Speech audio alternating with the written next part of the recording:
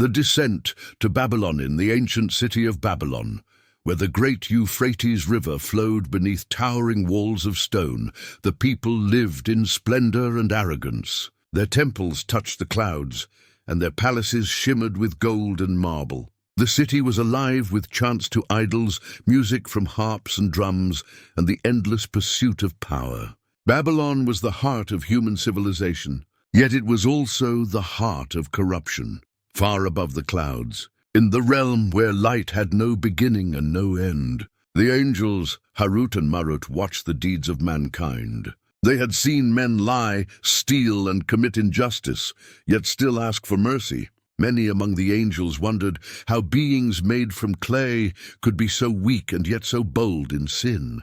Harut and Marut were among those who spoke of human weakness and claimed that if they were placed on earth, they would not fall as mankind had fallen. Then came the command from the Almighty, a voice that filled the heavens with awe. O Harut and Marut, you have spoken of man's faults and claimed righteousness for yourselves. Go then to the earth and dwell among them. Know what it means to choose between obedience and desire. Go to the land of Babylon, where knowledge and temptation dwell side by side. The angels bowed and accepted the command without hesitation. In their hearts, they believed they would stand firm. They descended from the heavens, leaving behind the light of purity and entering a world where shadows walked freely among men. When their feet touched the ground of Babylon, the air grew still, and even the wind seemed to pause in reverence. In human form, they appeared as men of noble bearing, wise and gentle in speech. Their eyes shone with calmness, and their presence brought peace wherever they went. They walked through the crowded streets of Babylon, where merchants argued, priests chanted before idols, and people sought the favor of false gods carved from stone. The angels looked upon all of it with sadness, for they saw how far mankind had drifted from truth. They came to know the people, their customs, their hopes, and their fears. Harut and Marut saw how humans worked hard to feed their families, how they prayed for rain, how they cried for mercy in sickness and death. Yet alongside goodness, they saw greed, jealousy, and pride. They understood that the heart of man was a battlefield between faith and temptation. At night, they would stand upon the ziggurat, gazing at the stars. Harut would say, "Brother, do you see how they look to the stars for power when they should look to the Creator?" Marut would answer, "Perhaps it is their nature to seek control over what they cannot understand. It's easy to judge from above, but here every step feels heavy with choice." One day they entered the great temple where the scholars and priests gathered. The chief among them was an old man named Abar, wise but proud. He welcomed the two strangers, sensing in them knowledge unlike any he had known. "You are not from Babylon," Abar said, "yet your faces bear the mark of wisdom. Tell me, from where do you come?" "We come from distant lands," Harut answered calmly. "Lands where the truth of the heavens and the secrets of nature are studied not for wealth, but for understanding." Abar was pleased and said, "Then you are welcome among us, for Babylon honors wisdom above all. Teach us if you will, and in return you shall be honored by the king himself." Harut and Marut began teaching the people of Babylon. They taught the movements of the stars, the balance of nature, the healing of herbs, and the laws of harmony between heaven and earth. Their words spread quickly and the people loved them. Under their guidance, many learned to seek knowledge not through idols, but through observation and reflection. The city began to prosper, and even the poor found hope in learning. But where wisdom grows, pride often follows. Some among the people desired not understanding but power. They wanted to use knowledge to command others, to gain wealth, and to control what was never meant to be controlled. Harut and Marut warned them again and again. Knowledge is a gift, not a weapon. Use it to serve, not to rule. Yet in secret, a man named Nabu, once a priest but now driven by greed, began to twist their teachings. He claimed that the stars could be used to control fate, that words could summon spirits, and that charms could bend the will of men and women. People flocked to him, hungry for power. He promised them the ability to command love, wealth, and even the unseen world. When Harut and Marut heard of him, they were deeply troubled. They went to confront him in his chamber, where candles burned low and strange symbols covered the walls. Harut spoke firmly, "You misuse what you have learned. You teach men to seek power that was never meant for them." Nabu laughed and said, "I only give them what they desire. Why should gods and angels keep knowledge hidden? Are we not also made to command creation?" Marut replied, "Knowledge without obedience leads only to destruction. You walk a path that will end in darkness." Nabu sneered and said, "Perhaps it is you who fear that men may rise as high as the heavens." They left him, hearts heavy with sorrow. They had seen what pride could do, and they feared what would come. But the people continued to follow Nabu, drawn by the promise of forbidden knowledge. Night after night, Harut and Marut prayed, seeking forgiveness for what had happened. They asked the Almighty to guide them, but the heavens remained silent. Their trial had begun, and silence was part of it. As time passed, they began to feel emotions unknown to angels: weariness, sorrow, and something even more dangerous, desire. Among the people of Babylon was a woman named Zahira, known for her beauty and wisdom. She was kind to the poor and gentle in speech. Many men sought her, but she found peace only in solitude. When she met Harut and Marut, she was drawn to their calmness, and they to her purity. She spoke to them often, asking about the stars and the nature of good and evil. Her voice carried warmth, and her eyes reflected innocence. Harut admired her spirit, while Marut felt compassion turning into affection. They both struggled against feelings that had never existed in their hearts before. One evening, as the sun set over the river and the sky turned crimson, Zahira asked softly, "Who are you truly? You speak of heaven as if you have seen it." Harut looked away and said, "We are only servants of truth." Zahira smiled. "Then why do your eyes look as though truth has brought you sorrow?" That night, Nabu came to Zahira and whispered lies into her heart. He told her that the two strangers were not men, but beings who hid great power. He gave her a charm, claiming it would reveal their true names. Unaware of his deceit, she performed the ritual. The earth trembled, the air grew still, and the angels spoke their names without will, Harut and Marut. In that instant, the veil between heaven and earth was lifted. A voice filled the sky, a voice that made mountains tremble. "You were sent to guide, not to fall. You have tasted the desire of men and succumbed to it. The knowledge you brought has been corrupted, and you have allowed temptation into your hearts. The light around them faded. The people fled in terror as thunder rolled across the heavens." Zahira fell to her knees, crying in remorse. Harut and Marut stood motionless, knowing that their trial had reached its end. The voice spoke again, heavy with judgment. "You shall dwell beneath Babylon, bound between earth and sky, until the day of judgment. You shall teach those who seek knowledge that every gift carries a price, and that forbidden power leads only to ruin. Whoever learns from you must know that this is a test and not a blessing." The earth opened, and the angels descended into a hidden chamber beneath the city. Their light dimmed, but not extinguished. Above Babylon, 2 stars appeared, shining brighter than all others. The people said they were the souls of angels who had fallen for the sake of truth. Thus began the legend of Harut and Marut. The angels who descended in obedience fell in temptation, and remained as a warning that knowledge without faith is a path to destruction. The trial beneath Babylon, deep beneath the city of Babylon, where sunlight never reached and silence ruled. Harut and Marut awoke to a world of shadow. The earth above them was alive with the footsteps of men, yet here in the depths time moved differently. The air was still, heavy with the memory of their fall. They no longer wore the radiance of angels, though a faint glow lingered around them like the last trace of dawn.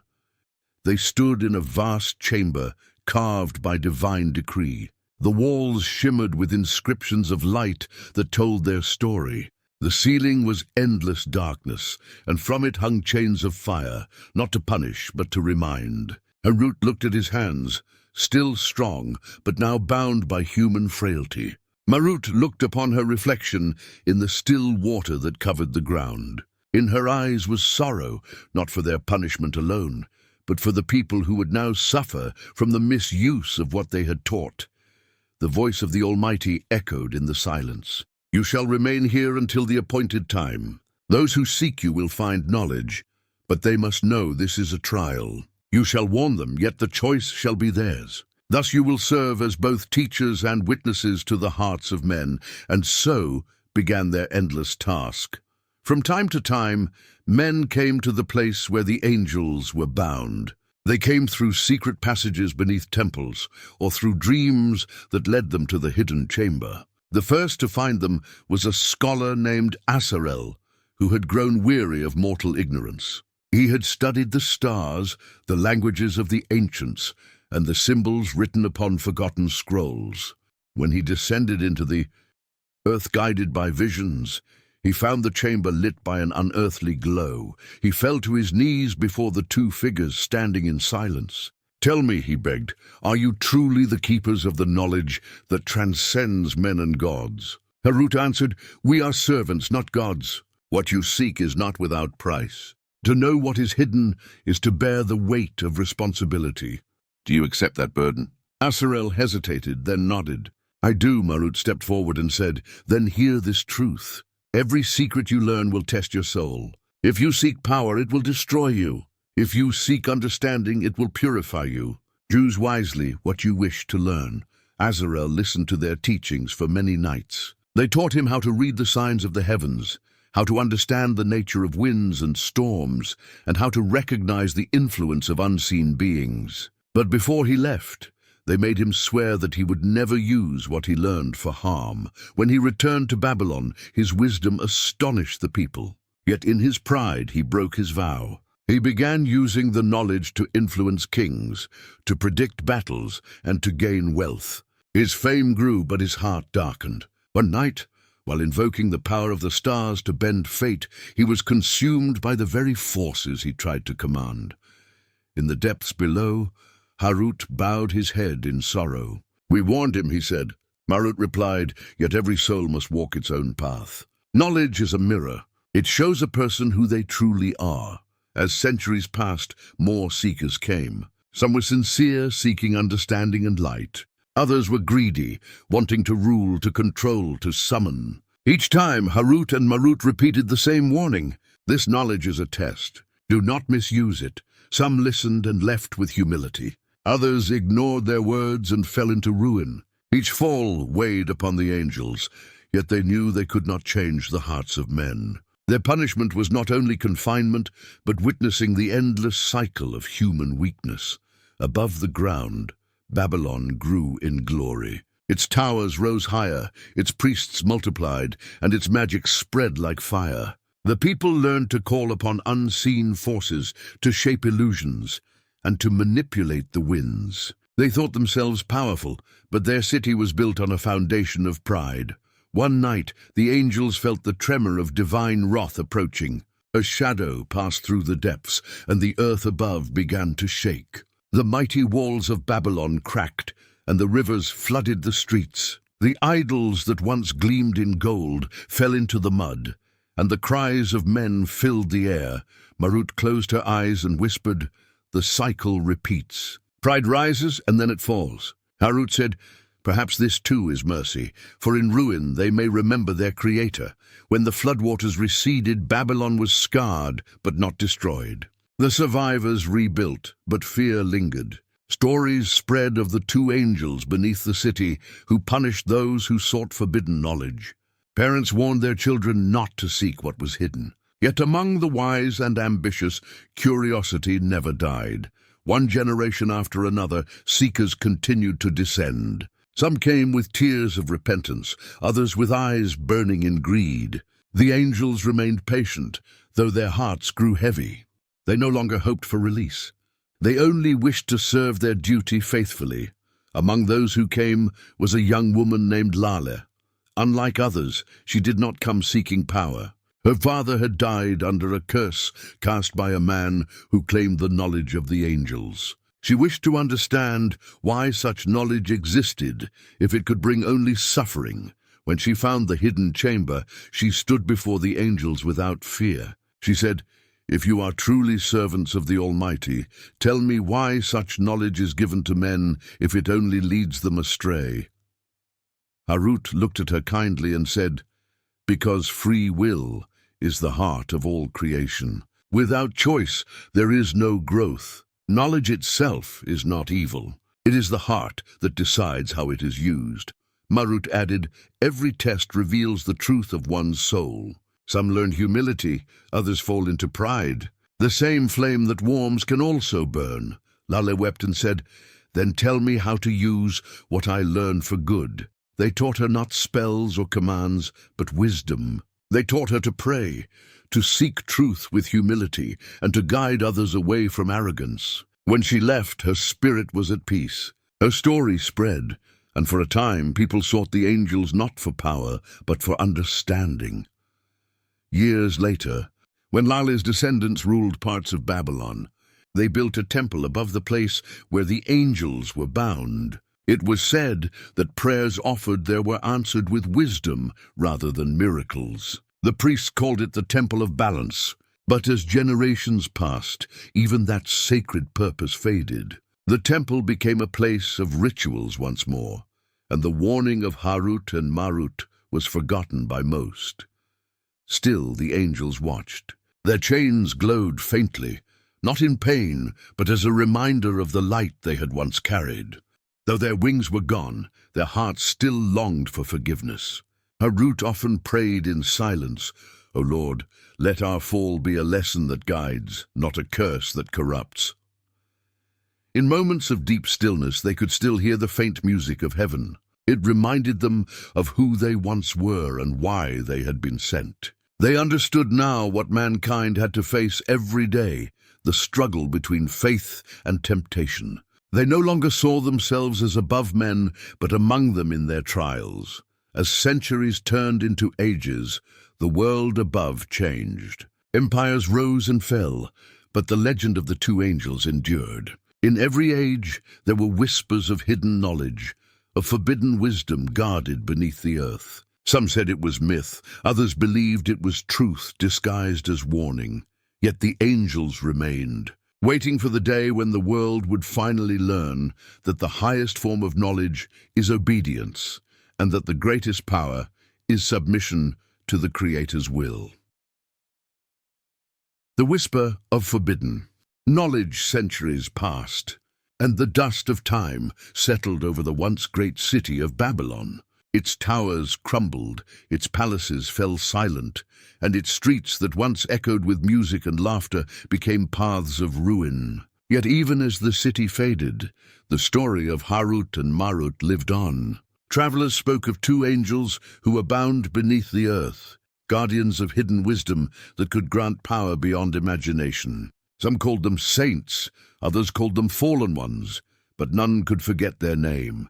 In distant lands, scholars and mystics carried fragments of their story. From Babylon, the tale reached Egypt, Persia, and beyond. With each retelling, truth and myth intertwined. Some said they were punished for loving a mortal woman. Others said they taught men the secrets of the stars and the tongues of spirits. But only those who truly sought wisdom understood that their story was not about power, but about choice.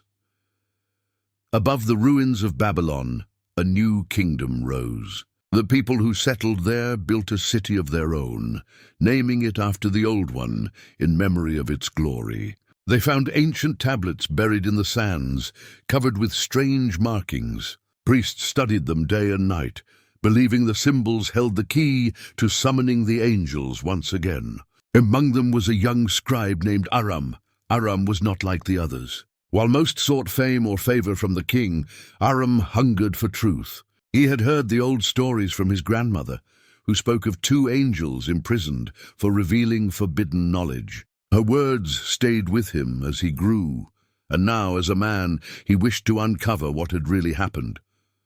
One night, while copying an old text, Aram noticed something strange. On a cracked tablet, there was a line written in a language he had never seen before. The words seemed to glow faintly under the lamplight. When he traced the letters with his hand, a chill went through his body. It felt as if the tablet itself was alive. He whispered the words softly, and at once the ground trembled beneath him. The lamps flickered, and a wind rose from nowhere. The walls of the room shook, and before him appeared a vision of two luminous figures chained in light and shadow. Their faces were calm yet sorrowful.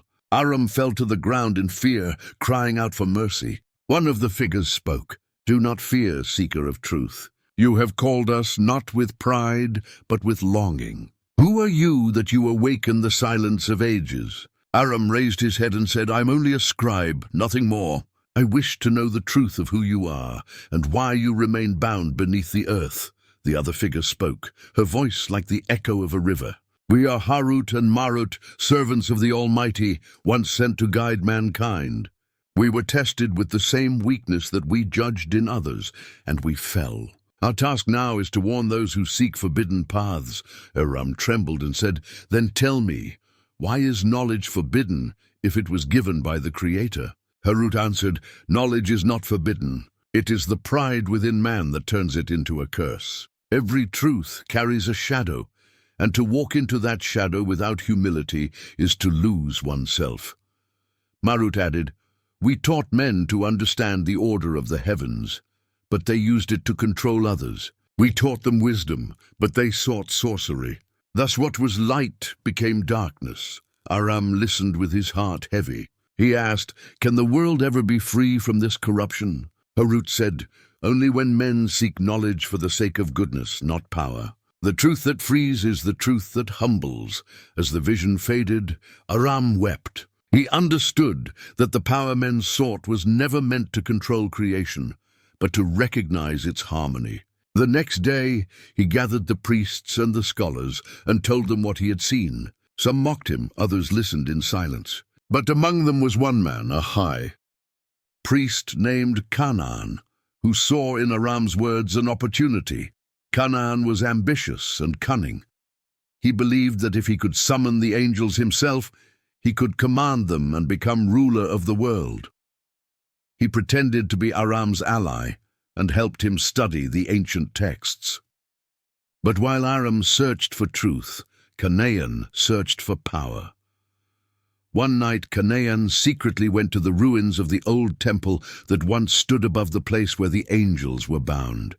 He carried with him the same tablet Aram had found. Under the moonlight, he recited the words inscribed upon it, twisting their meaning to summon not wisdom, but authority. The ground split open, and a blinding light burst forth. A voice filled the air, not gentle but stern. "Who calls upon what he does not understand?" Canaan, trembling yet defiant, cried out, "I seek the knowledge that was denied to mankind. I seek the power of heaven and earth." The light flared brighter, and within it appeared the forms of Harut and Marut. Their chains glowed like fire. Harut spoke first. "You have come in arrogance, as others before you. You seek dominion, not truth." Canaan stepped forward. "If knowledge is a gift, then I will take it, even if heaven forbids it." Marut's voice thundered, "You cannot take what is not yours." But Canaan had already begun chanting forbidden words he had learned from corrupted scrolls.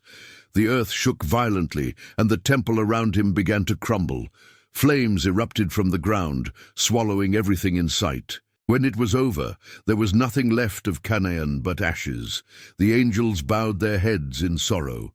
Harut said, "Once again, man chooses pride over peace." Marut answered, "And once again we remain as witnesses to their fall." When the sun rose, the city above was filled with fear. The people believed that the gods had punished them for disturbing the sacred ground. They sealed the temple and forbade anyone to enter. But Aram, heartbroken by what had happened, wrote down everything he knew in a hidden scroll. He titled it, "The Lesson of the Two Angels." He wrote, "Knowledge is a mirror. It shows both light and darkness. Those who seek it must first purify their hearts, for wisdom without humility becomes destruction." That scroll survived through the ages. It was carried by travelers, hidden in monasteries, and preserved by those who sought truth. Each reader interpreted it differently. Some saw it as a warning, others as an invitation. The story of Harut and Marut became a symbol of the eternal struggle between obedience and rebellion. In the depths below, the angels continued their vigil. They could feel that the world was changing. New civilizations were rising, each carrying its own desires and ambitions. They knew that their time of freedom had not yet come, but they also knew that their story was shaping the hearts of those who listened. Harut looked toward the faint light that filtered from the cracks above and said, "Perhaps this is our purpose, not to be freed, but to remind." Marut nodded and said, "If even one soul learns to seek truth with humility, our fall will not have been in vain." And so the legend continued to travel through time, from Babylon to distant lands, whispering in the hearts of all who sought knowledge. It reminded mankind that true wisdom is not found in power, but in surrender, not in command, but in obedience to the one who created all things. The eternal lesson of Harut and Marut generations passed, and the tale of Harut and Marut became a distant echo, carried by the wind across deserts and seas. Civilizations rose and fell, each adding their own beliefs and interpretations to the ancient story. Some turned it into myth, while others preserved its sacred meaning in hidden texts and secret prayers. But though the world changed, the essence of their message remained the same. Knowledge without faith is a fire that burns everything it touches. In the heart of an ancient library in Persia, a scholar named Idris found an old scroll bound in silk. Its edges were torn and its letters faint, but he could still read the words written by Aram centuries earlier. The lesson of the two angels was written with deep emotion and quiet reverence. Idris felt something stir within him as he read it.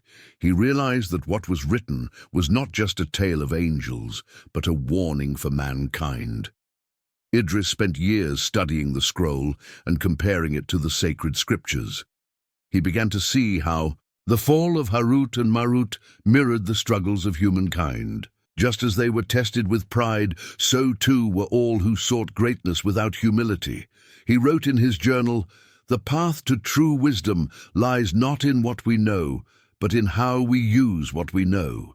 The angels were not cursed for learning, but for forgetting who gave them the gift of learning. One night while Idris was deep in thought, a storm gathered outside. Lightning flashed across the dark sky, and thunder shook the walls of his study. As the candles flickered, a presence filled the room, gentle yet powerful. Idris looked up and saw two luminous figures standing before him. They radiated calm and sorrow. He fell to his knees, knowing at once who they were.